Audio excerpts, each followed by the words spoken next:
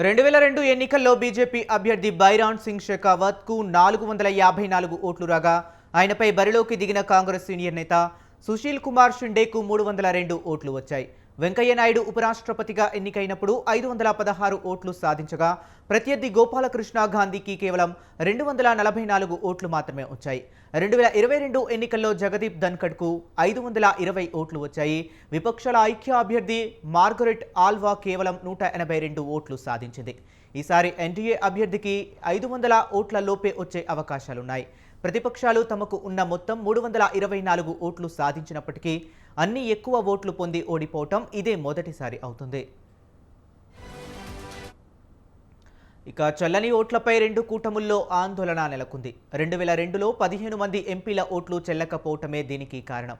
ప్రజాస్వామ్య వ్యవస్థలో ఎంపీలకు కూడా ఓటు వేయటం రాకపోతే ఎలాగని ఉభయ కూటముల నేతలు తలలో పట్టుకుంటున్నారు. ఎంపీల తమ ఓటింగ్ ప్రాధాన్యతలను అక్షరాల్లో కాకుండా అంకెల ద్వారా సూచించాలని, కానీ కొందరు అది గ్రహించలేకపోతున్నారని వారు చెబుతున్నారు. అంతేగాక ఎన్నికల కమిషన్ ఇచ్చిన నిర్దిష్ట పెన్నులతోనే వారు తమ ప్రాధాన్యతలను తెలుపవలసి ఉంటుందన్నారు. మరే ఇతర పెన్నులు వాడినా ఓటు చెల్లదు. ఈ నేపథ్యంలో కాంగ్రెస్ ప్రతి 15 మంది పార్టీ ఎంపీలకు ఒక సమన్వయకర్తను నియమించింది. ప్రతిపక్ష సభ్యులను సమన్వయపరిచేందుకు ప్రత్యేక బృందాలను మోహరించింది.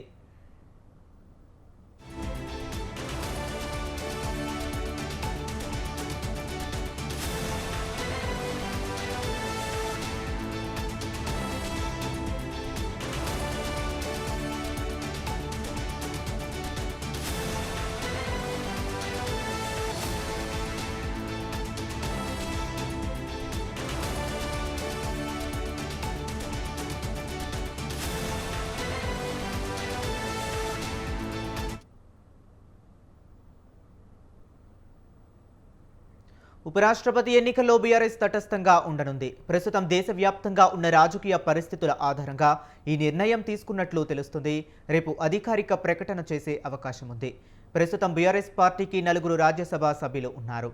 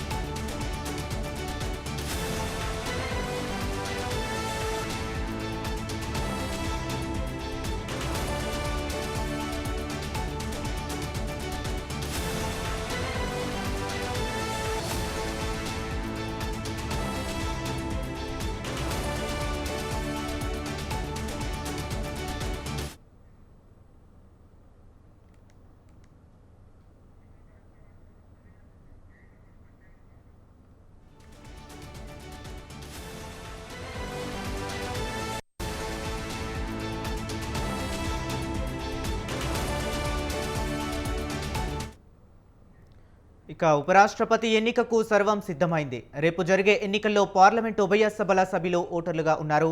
పాలక ఎన్డీఏ తరపున మహారాష్ట్ర గవర్నర్ సిపి రాధాకృష్ణన్, విపక్ష ఎండీ కూటమి నుంచి సుప్రీంకోర్టు మాజీ న్యాయమూర్తి జస్టిస్ బి సుదర్శన్ రెడ్డి పోటీ చేస్తున్నారు. తమ ఎంపీల ఓట్లు సక్రమంగా వేసేందుకు వీలు కల్పిస్తూ రెండు కూటములు ప్రత్యేక కార్యక్రమాలు ఏర్పాటు చేశాయి. ఇక ఇదే అంశం గురించి మరింత సమాచారాన్ని మా కరెస్పాండెంట్ సవిన్ ఫోన్ లైన్లో అందిస్తారు. సవిన్, చెప్పండి. ఉపరాష్ట్రపతి ఎన్నికకు సర్వం సిద్ధమైంది. రేపు ఉపరాష్ట్రపతి ఎన్నికలు జరగబోతున్నాయి. దీనికి సంబంధించి ఇప్పటికే లోక్సభ, రాజ్యసభ రెండు ఉభయ సభల్లో ఉన్న సభ్యులు ఓటు హక్కు వినియోగించుకోబోతున్నారు. ఇక ఎన్డీఏ కూటమి తరపున మహారాష్ట్ర గవర్నర్ గా ఉన్నటువంటి తమిళనాడు రాష్ట్రానికి చెందిన సిపి రాధాకృష్ణన్ ను ఎన్డీఏ కూటమి అభ్యర్థిగా నిలబెట్టింది. ఇక ఇండియా కూటమి తరపున సుప్రీంకోర్టు మాజీ న్యాయమూర్తి తెలంగాణకు చెందిన జస్టిస్ వి సుదర్శన్ రెడ్డి పోటీ చేస్తున్నారు. సంఖ్యాబలం చూస్తే ఎన్డీఏ కూటమికే ఎక్కువ సంఖ్యాబలం ఉంది. అయినప్పటికీ ఇండియా కూటమి తరపున విపక్ష రాజకీయ పార్టీలన్నీ కలిసి అభ్యర్థిని బరిలో దించడంతో ఎన్నికలు అనివార్యమయ్యాయి.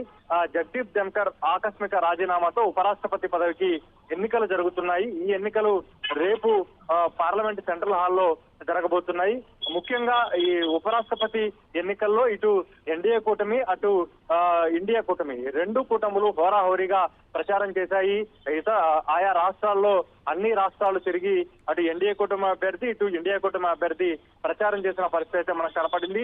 ముఖ్యంగా ఈ ఎన్నికల్లో ప్రధాన అస్త్రంగా కేంద్ర హోంశాఖ మంత్రి అమిత్ షా ఇండియా కూటమి నిలబెట్టిన జస్టిస్ బి సుదర్శన్ రెడ్డిని ఉద్దేశించి నక్సలైట్లకు మద్దతుగా సుప్రీంకోర్టులో జడ్జిగా ఉన్నప్పుడు తీర్పు ఇచ్చారంటూ జస్టిస్ బి సుదర్శన్ రెడ్డిపై చేసినటువంటి వ్యాఖ్యలు దేశవ్యాప్తంగా రాజకీయ వర్గాల్లో ఒక సంచలనం సృష్టించాయని చెప్పుకోవచ్చు. దీనిపై ఇండియా కూటమి తీవ్ర స్థాయిలో అమిత్ షా వ్యాఖ్యలను ఖండించిన పరిస్థితి మనకు కనపడింది. ఈసారి ఉపరాష్ట్రపతి ఎన్నికల్లో జస్టిస్ బి సుదర్శన్ రెడ్డిని కాంగ్రెస్ పార్టీ అభ్యర్థిగా ఇండియా కూటమి అభ్యర్థిగా ప్రకటించగానే బీజేపీ నుంచి విమర్శలు రావడంతో రాజకీయంగా ఉపరాష్ట్రపతి ఎన్నికలు సాదాసీదాగా రాజ్యాంగబద్ధంగా జరగాల్సినటువంటి ఎన్నికలు రాజకీయ రంగు పులుముకున్నాయని చెప్పుకోవచ్చు. రేపు ఉపరాష్ట్రపతి ఎన్నికలు జరగబోతున్నాయి. ఇక తెలంగాణలో బీఆర్ఎస్ పార్టీ ప్రధాన ప్రతిపక్షంగా ఉన్నటువంటి బీఆర్ఎస్ పార్టీ తటస్థంగా ఉండబోతోంది. దీనికి సంబంధించి ఈ రోజు మధ్యాహ్నం తర్వాత బీఆర్ఎస్ పార్టీ అధికారిక ప్రకటన చేసే అవకాశం ఉంది. గతంలోనే BRS party working president KTR Telangana రాష్ట్రానికి సరిపడా యూరియా కోట ఏ పార్టీ తీసుకొస్తే ఆ పార్టీకి మద్దతు ఇస్తామని